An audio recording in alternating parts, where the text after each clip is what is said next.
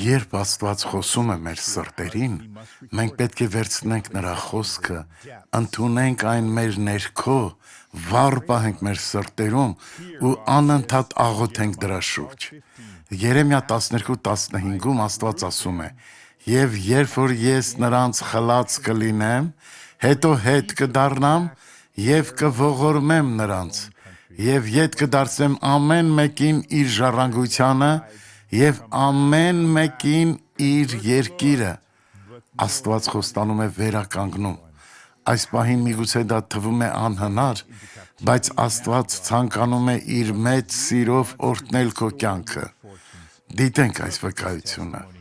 Ես ողնաշարիս հետ խնդիր ունեմ, դրա պատճառով էլ չեմ կարողանում երկար քայլել եւ ոտքերս թուլանում են։ Հիմա Աստված արդեն օրհնում է քեզ։ Աստված արդեն օրհնել է ինձ։ Աստված այս մարդուն օրհնում է։ Եկեք այստեղ, քայլեք միջանցքով, շարունակեք քայլել։ Տեսեք ընկերներ, սա հրաշք է։ Նա ասաց, որ նախկինում չէր կարողանում քայլել, քանի որ ուներ ողնաշարի հետ կապված խնդիրներ, բայց դրանք բոլորը վերացել է։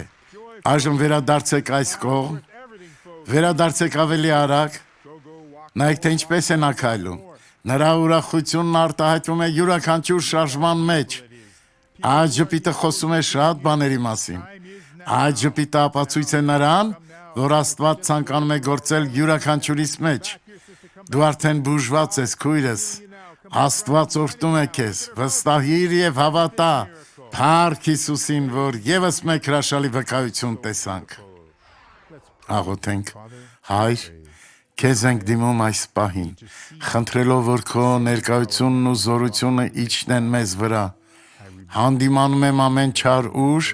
եւ հրամայում եմ հեռանալ Հիսուսի անունով։ Ամեն։